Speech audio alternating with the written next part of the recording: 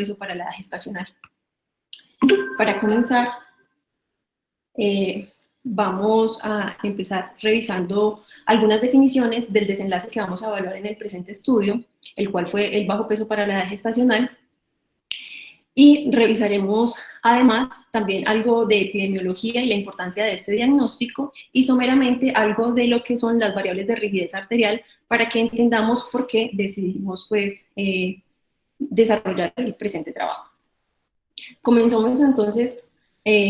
anotando que el bajo peso para la edad gestacional al nacer se asocia con un incremento de la tasa de mortalidad y morbilidad fetal, neonatal, infantil, e incluso se ha relacionado con la aparición de patología cardiovascular y metabólica crónica en la edad adulta, tal cual como lo ha descrito el Dr. Barker en su teoría. Sin embargo, es importante resaltar y tener en cuenta que el mayor impacto en salud pública en relación con el compromiso del crecimiento fetal se da en el periodo fetal y neonatal.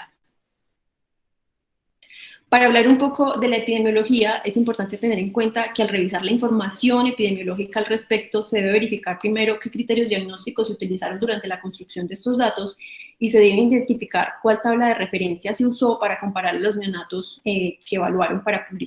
construir esos datos. Además, se debe considerar también que en países de bajos y medianos ingresos, donde se esperan las prevalencias más altas de bajo peso para la edad gestacional, pudiera haber déficit como en el reporte de estos datos por problemas de su registro. Específicamente, hablando para nuestro país, en esta publicación del año 2015, donde reportan prevalencia de bajo peso para la edad gestacional, definido como un peso al nacer por debajo del percentil 10, anotan para nuestro país una prevalencia que oscila entre el 10 al 20%. Ahora, ya habiendo dado pues como un recuento corto y somero de lo que es la epidemiología, vamos a aclarar y a darle importancia a algunas definiciones de lo que es el bajo peso para la edad gestacional, pues erróneamente podemos encontrar que algunos textos se usan indistintamente para referirse a otros diagnósticos. Así entonces, recordemos que los fetos pequeños para la edad gestacional son aquellos que por mediciones ecográficas tienen un peso fetal estimado menor al percentil 10. Y dentro de estos tenemos un subgrupo de fetos con restricción, que serán aquellos con el mismo hallazgo en el peso fetal estimado, además de una alteración en la evaluación al Doppler, o un peso fetal estimado por debajo del percentil 3. Otro diagnóstico es el de neonatos con bajo peso, el cual no discrimina la edad gestacional y habla solo del criterio de peso menor a 2.500 gramos al nacer. Este es un evento de reporte obligatorio en nuestro país y, como es de esperarse, dadas las características de esta definición, incluye principalmente fetos prematuros. Ahora, los neonatos con bajo peso para la edad gestacional, que es el desenlace que vamos a evaluar en el presente estudio, son aquellos que al nacer tengan un peso inferior al percentil 10, para que lo tengamos en cuenta durante el desarrollo de toda la presentación. Ahora, ya tenemos definido cuál es el desenlace a evaluar. Y también dijimos, cuando reportamos pues como los datos de prevalencia e incidencia, que es importante tener en cuenta no solo cuál es el criterio diagnóstico que se esté evaluando, sino también definir con qué tabla estoy comparando a esos neonatos que estoy registrando. La idea es que existen tablas que se construyen mediante medidas ecográficas y tablas que se construyen mediante evaluación del peso al nacer.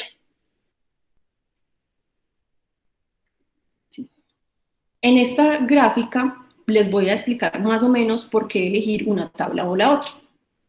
Tenemos claro que es ideal comparar a cada neonato con una tabla construida con individuos de su misma población. Sin embargo, en la práctica clínica, como en nuestro medio, no hacemos uso de las tablas que se construyeron en nuestro país, sino que usamos tablas que fueron construidas con población estadounidense. Por eso elegimos una tabla que es la que se recomienda dentro de las guías de práctica clínica de nuestro país y que es de uso común y regular en la práctica clínica. En cuanto a definir si elegimos una tabla de peso ecográfico o peso fetal al nacer, o peso neonatal al nacer, perdón, es importante tener en cuenta que si yo evalúo el peso de un feto durante su crecimiento, como vemos en la gráfica de la parte superior de la diapositiva, y en general esos fetos son evaluados en gestantes que tienen embarazos normales, con fetos que son sanos y que tienen embarazos hasta el término, voy a tener una curva de crecimiento fetal ideal de una gestante sana con un feto sano. Sin embargo, cuando me voy a las tablas construidas con pesos de neonatos nacidos, disculpen, como se ve en la gráfica de la parte inferior de la diapositiva, tenemos grandes dificultades, sobre todo en aquellos fetos que nacieron antes del término. Pues para yo pesar un neonato, después de nacer, antes de las 37 semanas, tendría que someter a ese feto a un nacimiento pretérmino, y eso no es usual realizarlo en fetos que sean sanos, con madres que sean sanas. Es por eso que está descrito que en estas tablas que son construidas con peso al nacer, los neonatos pretérmino principalmente, van a tener pesos inferiores a los que tienen fetos sanos de mediciones intrauterinas con la misma edad gestacional. Pues para nacer antes de las 37 semanas tuvo que haber alguna condición fetal o materna mórbida que no solo condicionó el nacimiento pretérmino, sino también una disminución en la velocidad de crecimiento, lo cual hace que no sea un crecimiento fetal ideal. Como les dije anteriormente, en nuestro país existen tablas construidas para hacer evaluación de peso ecográfico de nuestros fetos. Sin embargo, en la práctica clínica no son de uso común, pues en los software de los equipos de ultrasonografía vienen ya predeterminadas la tabla de Hadlow, y de hecho, en nuestra guía, como les comenté, está descrito que el uso de la tabla de Hadlow debe hacer parte de la evaluación dentro del control prenatal. Ya teniendo claro entonces la definición del desenlace que vamos a evaluar, que es peso al nacer menor al percentil 10, y la tabla que vamos a usar, que es una tabla ecográfica por las características que les acabo de describir, además porque está recomendada dentro de la guía de nuestro país y porque es la que se usa en la práctica clínica en nuestro medio, vamos a hablar un poco de la fisiopatología de los trastornos del crecimiento fetal en general. Entonces, recordemos la importancia que tiene la placenta como un fuerte modulador del crecimiento fetal y la implicación que esto tiene en el peso neonatal, pues esta cumple funciones hepáticas, respiratorias y renales, y las alteraciones en la invasión del trofoblastio condiciona isquemia placentaria que desarrolla disfunción endotelial,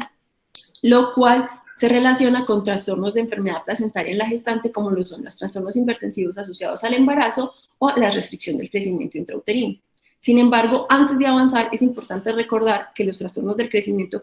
fetal pueden tener múltiples causas, como pueden ser fetales, maternas, relacionadas con desnutrición, infecciones genéticas, o incluso dentro de la definición que vamos a evaluar de neonatos con peso inferior al percentil 10 al nacer, pudiéramos encontrar fetos que son constitucionalmente pequeños y sanos. Dada la importancia de este diagnóstico, como ya comentamos cuando hablamos de la relevancia que tiene en morbilidad, mortalidad y la importancia en salud pública, a lo largo de los años se han utilizado diferentes herramientas para buscar identificar tempranamente los trastornos del crecimiento fetal, al igual que otras patologías relacionadas con la difusión placentaria, como lo son los trastornos hipertensivos. Dentro de las medidas o herramientas que tenemos para identificar o predecir tempranamente los trastornos del crecimiento fetal, se ha descrito la evaluación de las características de la madre, es decir, los factores de riesgo previos, y esto se ha evaluado que tiene una capacidad de detección de fetos con trastornos del crecimiento de hasta el 21%. La evaluación seriada de la altura uterina dentro de un control prenatal juicioso se ha descrito como con utilidad para identificar neonatos que van a tener bajo peso para la edad gestacional, con una sensibilidad de hasta el 47%. Sin embargo, esta evaluación, cuando muestra un hallazgo alterado, suele relacionarse con edades gestacionales mucho más avanzadas, igual que los cálculos ecográficos, que suelen ser más exactos, pero que identifican fetos que para el momento de la identificación ya están enfermos. Otras herramientas que se han utilizado son el Doppler de las arterias uterinas, que tienen un valor predictivo positivo entre el 15 y el 23%, y los marcadores bioquímicos, que tienen una capacidad de detección de hasta el 30%. También se han diseñado algoritmos de detección que han combinado los factores de riesgo de la gestante, los marcadores bioquímicos y el Doppler de las arterias uterinas para evaluar el riesgo y predecir el desarrollo de trastornos del crecimiento fetal y el bajo peso neonatal. Sin embargo, todo esto se ha extrapolado de estudios que están mucho mejor estructurados en la identificación temprana de los trastornos hipertensivos asociados a la gestación, y su aplicabilidad en la identificación de trastornos del crecimiento fetal y el bajo peso neonatal no son aún tan sólidos y no tienen tasas de detección con sensibilidades tan buenas como uno quisiera tenerlos. Por eso, teniendo en cuenta que la predicción, identificación temprana, vigilancia y tratamiento adecuado de estas patologías con intervenciones como lo son la administración de ASA durante la gestación pudiera mejorar los desenlaces perinatales, es que surge la necesidad de identificar herramientas que nos ofrezcan tasas de detección tan buenas como las que tenemos con algunas de las medidas combinadas con los algoritmos, como ya les acabo de describir, pero que nos ofrezcan esta tasa de detección con mediciones únicas o de más fácil acceso para las pacientes, como lo son la posibilidad de hacer una medición ambulatoria, no invasiva, como les vamos a comentar más adelante, que son las variables de rigidez arterial. A diferencia de la necesidad de realizar algoritmos más complejos con medición de marcadores que suelen ser costosos o con mediciones de índices de pulsatilidad en la arteria uterina, que en nuestro medio a veces son de difícil acceso para las gestantes a las que atendemos. Ya habiendo definido cuál es nuestro desenlace, cómo lo vamos a medir, cuál es su fisiopatología, cuáles son las herramientas que tenemos hasta ahora y los déficits que tenemos con estas herramientas para identificar nuestro desenlace, vamos a hablar un poquito de lo que es la rigidez arterial para que entendamos por qué se busca que esta pueda servir como una herramienta de identificación temprana de estos trastornos. La rigidez arterial es entonces la resistencia de las arterias a deformarse ante los cambios de presión y flujo en cada ciclo cardíaco. La idea es que, como ven en el gráfico superior de la diapositiva, los vasos que tienen baja rigidez arterial tienen la posibilidad de distribuir entre la elasticidad de ese vaso la presión del vector de flujo que pasa a través del vaso en cada ciclo cardíaco. Por eso la onda que ven al frente tiene un pico menos alto que la onda de la parte inferior de la diapositiva, si tenemos en cuenta que la cima del pico hace referencia a la presión sistólica y la base hace referencia a la presión diastólica. Lo que vamos a tener es que los vasos de baja resistencia van a tener presiones menos elevadas y, como ven en el gráfico de la parte inferior de la diapositiva, la imposibilidad de ese vaso de deformarse ante los cambios de presión hace que el vector de flujo sea constante y con mayores presiones durante todo su recorrido. Por eso la onda de flujo-presión en el tiempo va a tener picos más elevados.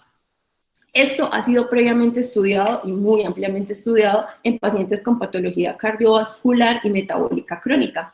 las cuales suelen tener como condicionante dentro de su patología disfunción endotelial sistémica. Por eso, como ya les dije que en la patología placentaria tenemos también un compromiso de disfunción endotelial, se ha tratado de extrapolar esta relación de elevación de las variables de rigidez arterial con las patologías cardíacas y metabólicas crónicas con las patologías maternas relacionadas con disfunción endotelial, relacionadas con alteraciones de la placentación. En esta diapositiva lo que les queremos resaltar son algunas de las variables de rigidez arterial. Estas fueron específicamente las que utilizamos en nuestro estudio.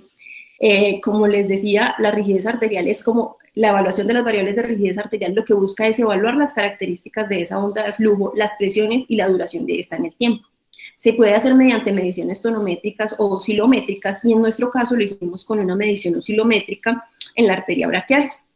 Vamos a hacer énfasis en el índice de aumento aórtico, pues como verán, a lo largo del estudio es una de las que más se ha estudiado tanto en trastornos hipertensivos asociados a la gestación como en trastornos del crecimiento fetal y se ha relacionado, como les dije previamente, con disfunción endotelial sistémica.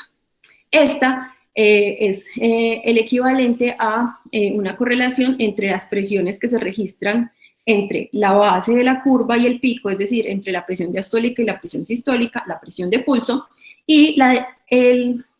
P2 hace referencia a la distancia que hay entre el pico de la presión sistólica y la primera inflexión de la pendiente de descenso. Como pueden ver, la pendiente de descenso difiere a medida que se modifica la rigidez de los vasos. En el círculo rojo lo que vemos es un vaso con una rigidez aumentada donde los picos de presión son más altos y la pendiente de descenso tiene una inflexión que es mucho más corta. Otras variables de rigidez arterial que se pueden evaluar son la velocidad de onda de pulso y la presión aórtica sistólica central, que son medidas indirectas que se realizan haciendo cálculos desde la curva que se registra en la arteria braquial y nos van a reflejar la velocidad de onda y la presión a nivel de la aorta.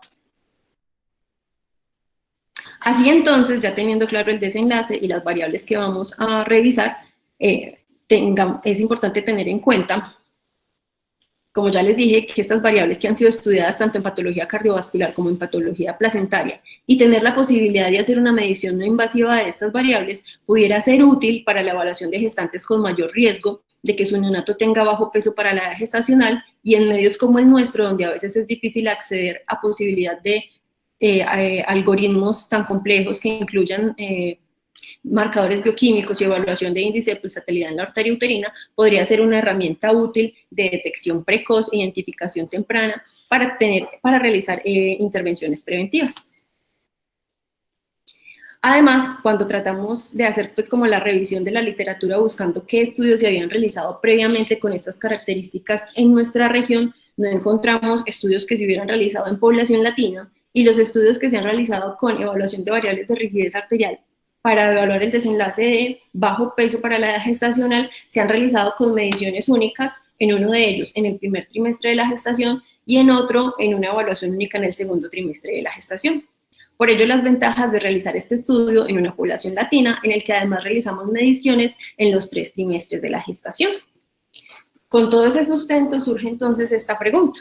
La medición no invasiva de las variables de rigidez arterial en gestantes que realizan control prenatal en una IPS de Medellín pudiera identificar la aparición de neonatos con bajo peso para la edad gestacional. Y con base en ello, nos planteamos el siguiente objetivo, el cual busca identificar la variable materna de rigidez arterial y un punto de corte de dicha variable que permite identificar fetos con bajo peso para la edad gestacional con una sensibilidad de al menos el 75%, que esperamos pues sea superior a las herramientas que ya les comenté previamente. Dentro de los objetivos específicos tenemos describir el comportamiento de esas variables de rigidez arterial en madres de neonatos con y sin bajo peso, como ya les dije, a lo largo de la gestación, lo cual no está descrito previamente, por lo menos en la literatura que revisamos, y además buscamos identificar cuál de esas variables tiene el mejor desempeño para la identificación de fetos con bajo peso para la edad gestacional, determinar la sensibilidad y especificidad de estas variables en los 4 periodos de la gestación, y como dijimos previamente, proponer un punto de corte para aquella variable que se muestre que tiene mayor capacidad de detección, donde encontremos una sensibilidad mayor al 75%.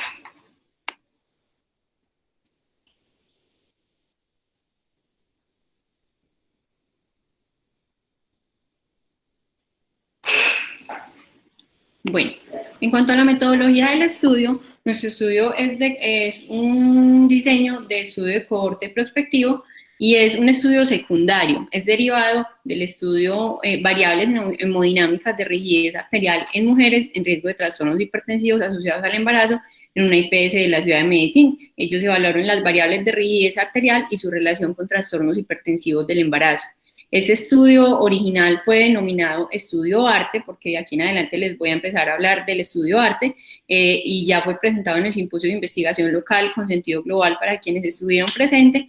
y aún no ha sido publicado. A nuestro estudio lo llamamos Estudio Growth, para que de aquí en adelante, cada que mencione Estudio Growth, sepan que nos referimos a nuestro estudio. Entonces, el Estudio Growth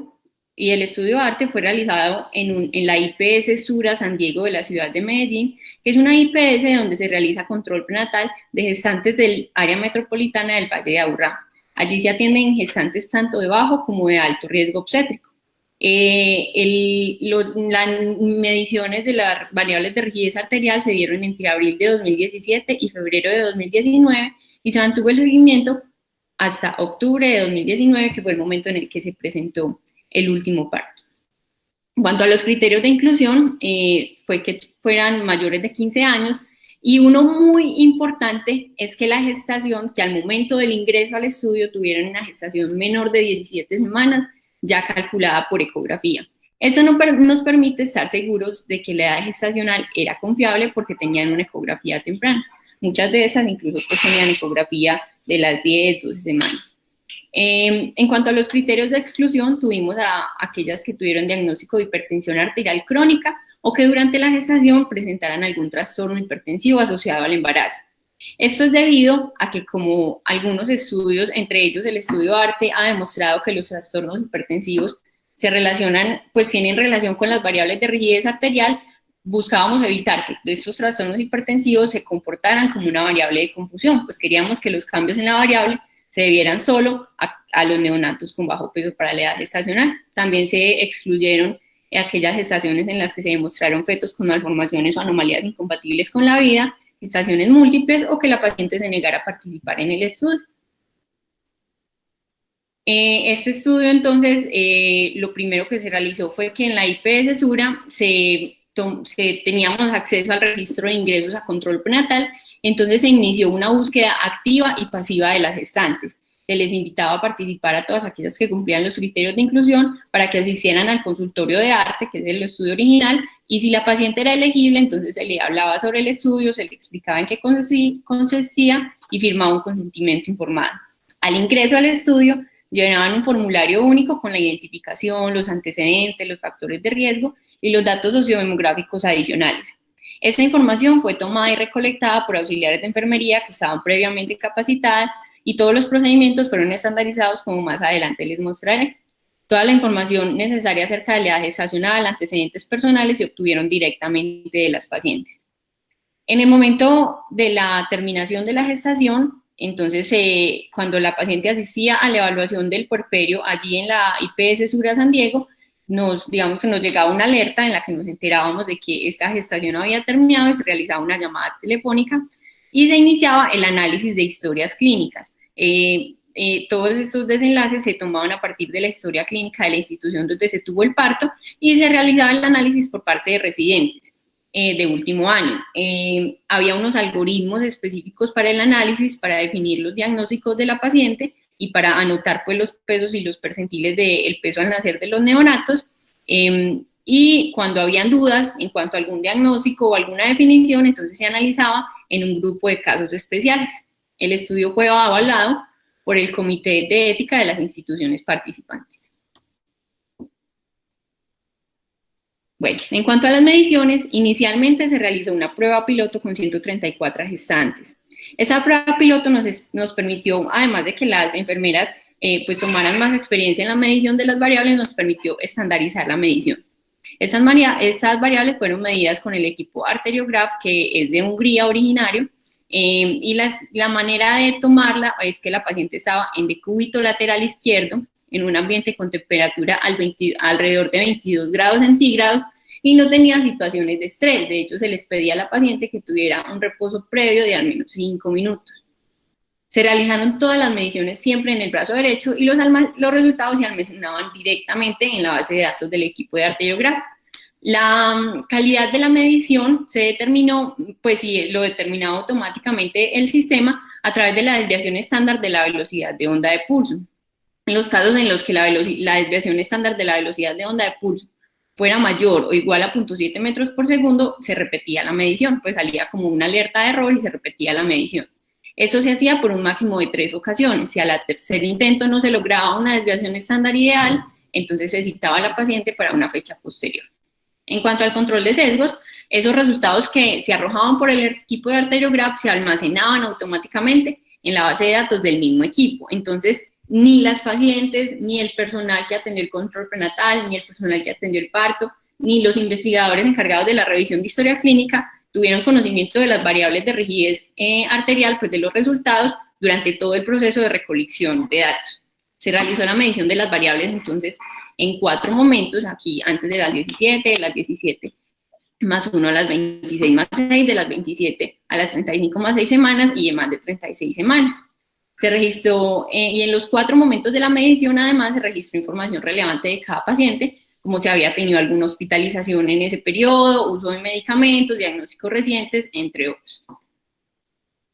Para el cálculo de la muestra, en el estudio original de ARTE, originalmente se calculó una muestra necesaria de 1.200 gestantes. De acuerdo a la revisión de la literatura, consideramos que iban a ser excluidas aproximadamente 5 al 9% de gestantes porque desarrollaran trastornos hipertensivos. Teniendo en cuenta eso, entonces, para Growth podríamos contar con entre 1.090 y 1.145 participantes, de las cuales a más o menos el 10% tendrían neonatos con bajo peso, es decir, entre 114 y 109 mujeres con el desenlace. Con esas estimaciones, este estudio tendría una precisión del 2.3% para detectar la sensibilidad que queríamos, con un nivel de confianza del 95% en cualquiera de las variables de rigidez arterial evaluadas. Finalmente, lo que pasó en realidad fue que en el estudio ARTE se reclutaron muchas más pacientes, se reclutaron 2.478 participantes, y esto nos permitió que en el estudio Growth quedaran 1.661 gestantes incluidas en el análisis después de realizar las exclusiones, superando las estimaciones iniciales. Para el análisis estadístico, las variables cuantitativas se expresaron como medianas y rangos intercuantílicos y las categóricas como proporciones. Se realizó un análisis de área bajo la curva, de características operativas del operador, con el fin de proponer un punto de corte con una sensibilidad del 75% de las variables hemodinámicas seleccionadas. Y la diferencia entre las tasas de cambio de las variables hemodinámicas en las madres con neonatos con y sin bajo peso se estimó mediante un modelo de condiciones estimables generalizadas.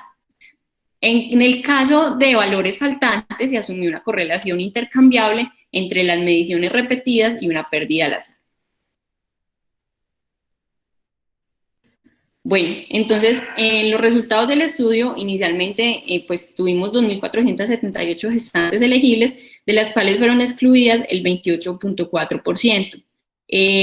Algunas, pues, ya fuera por negativa de la paciente, porque tuvieran historia de hipertensión arterial crónico, trastorno hipertensivo, gestación múltiple, malformación fetal, porque hicieron parte de la prueba piloto, o en una paciente se dio el caso de que hubo imposibilidad para tomar la medición porque salía en repetidas ocasiones error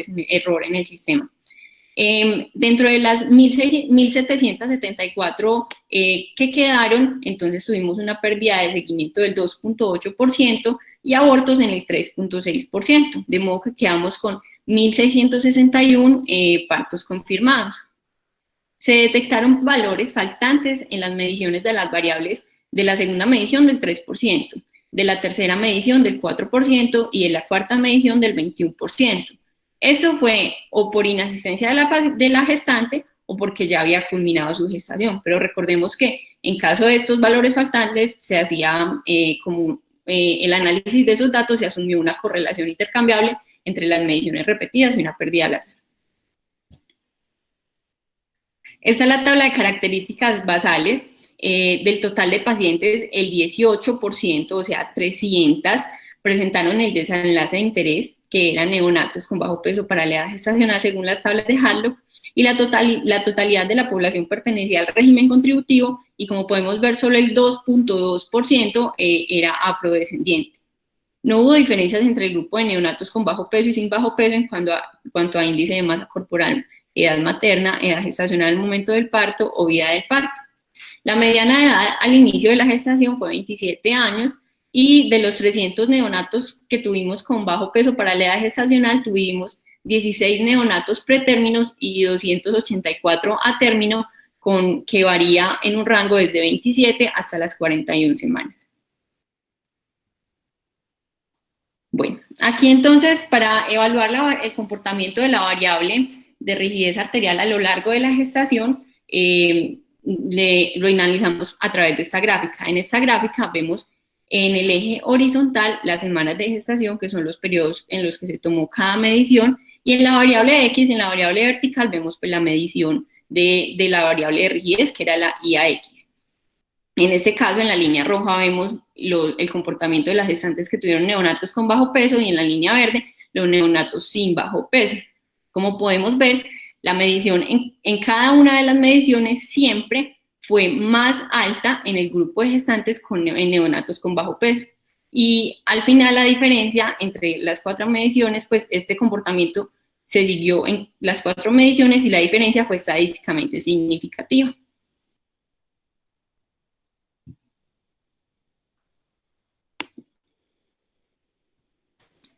Al comparar el porcentaje, esto es la misma gráfica de ahorita, pero entonces la separamos como en 2 para que nos quedara un poquito más fácil de entender. Entonces, al comparar el porcentaje de reducción entre las mediciones, se observa una menor reducción en las gestantes con neonatos con bajo peso, es decir, la línea roja entre la primera y la segunda medición, entre la primera y la tercera medición, entre la primera y la cuarta medición. Entonces, por ejemplo, entre la primera y la segunda, mientras en la línea roja tuvimos un descenso del 44.6%, en la línea verde, que son las gestantes que no tuvieron neonatos con bajo peso, tuvimos un descenso de hasta el 48.6%.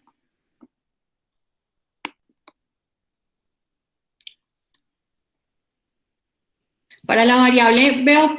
contrario a lo esperado, inicia con valores más altos en las gestantes que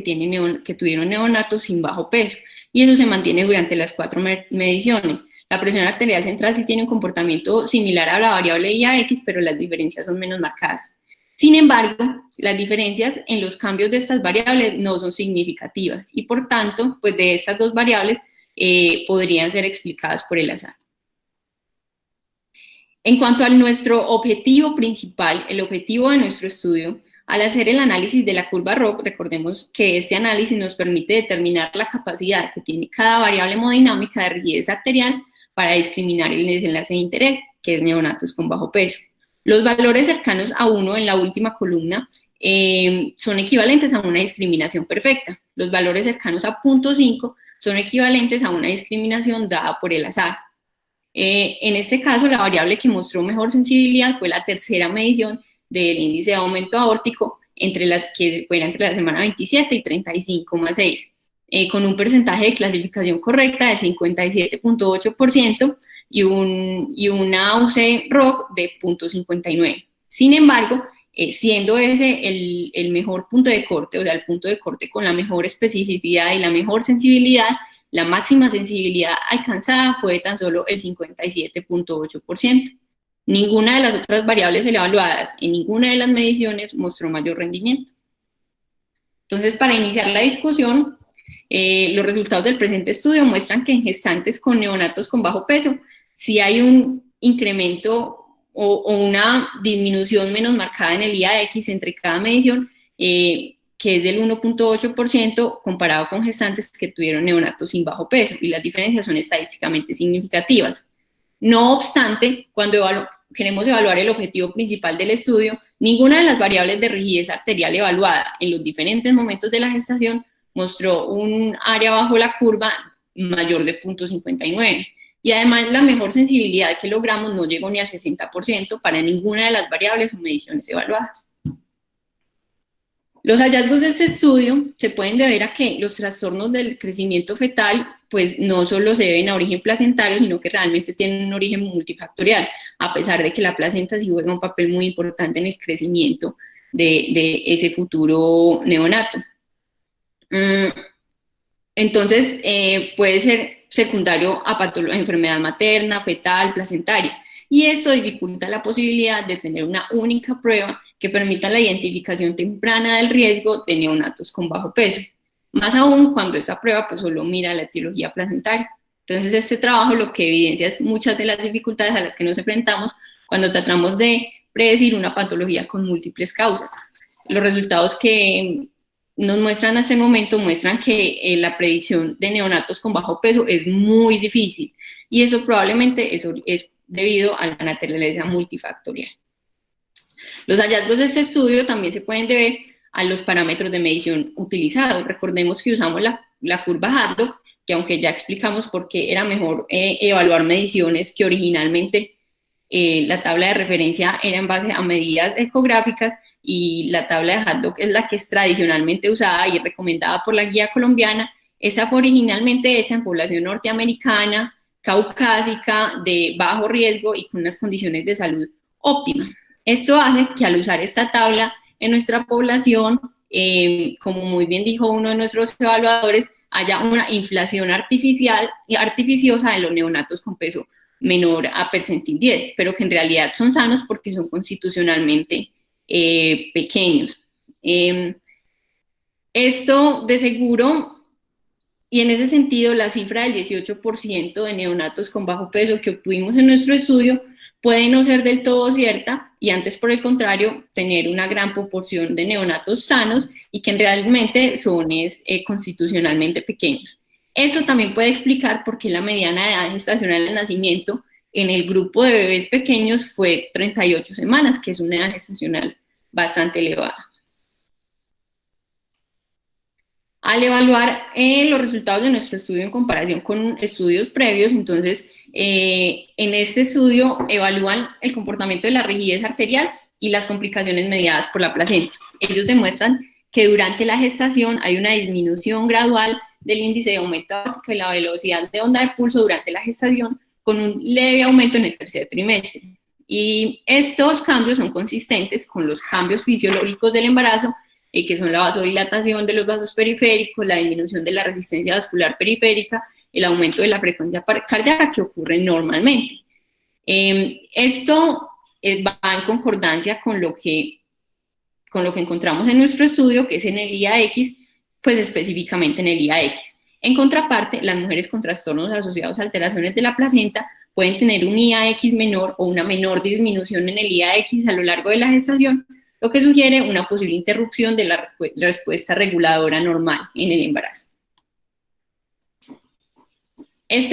Hay dos estudios específicamente que tratan de evaluar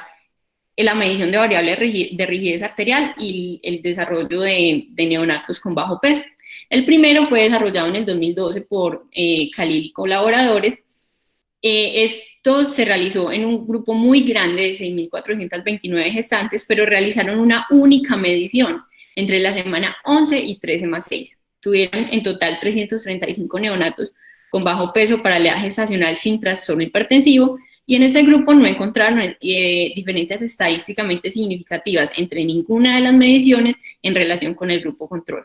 Este estudio definió neonatos con bajo peso para la edad gestacional como peso menor al percentil 5, según el rango de su población local. El segundo estudio fue el estudio desarrollado en 2014 por Tomimatsu y colaboradores, en el que solo tenían 41 gestantes y esas tenían hipertensión arterial crónica, por tanto, pues la población no es comparable. Se realizó una única medición entre 26 y 32 semanas y tan solo tuvieron 6 neonatos con bajo peso para la edad gestacional. En ese estudio les demostraron que el IAX75, que es la medición del IAX, pero regulada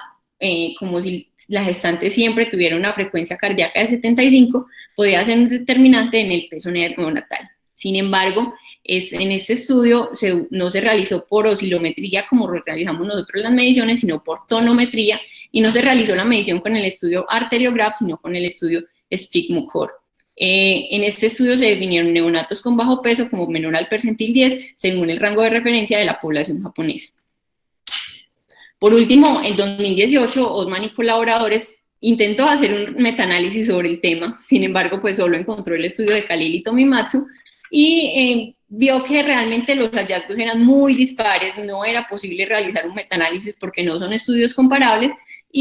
pero concluyó que la medición de las variables de rigidez arterial podría tener un potencial dependiendo de la modalidad utilizada para definir rigidez arterial y de la edad gestacional en la cual se midiera. Aquí, pues, ellos realizaron, esta tabla es original de la revisión sistemática, pero nosotros agregamos, pues, como una última fila al final, donde está el estudio Growth, que es nuestro estudio. Como podemos ver, en el estudio de Khalil se midió BOP, IAX e IAX75, pero solo en primer trimestre. En el estudio de Tomimatsu se midió presión aórtica central, IAX e IAX75, pero solo en segundo trimestre. Nosotros tenemos la ventaja de que medimos presión aórtica central, BOP e IAX, tanto en primero, en segundo, como en tercer trimestre. Pero no tenemos la medida de IAX75, que fue pues, la que mostró diferencias en el estudio de Tomimatsu, por tanto no nos podríamos comparar en esa variable específica.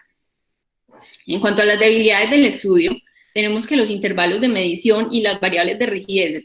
fueron determinadas en el estudio ARTI. Siempre pues al tener un estudio secundario, digamos que nos sometemos a que ciertas cosas ya estaban determinadas. Por ejemplo, los intervalos de medición, las semanas gestacionales ya estaban determinados, igual las variables de rigidez que se midieron, que se determinó medir, BOP, presión aórtica central e IAX ya estaba determinada. Lo segundo es que no conocemos todos los datos para hacer una evaluación completa de los posibles factores etiológicos confusores.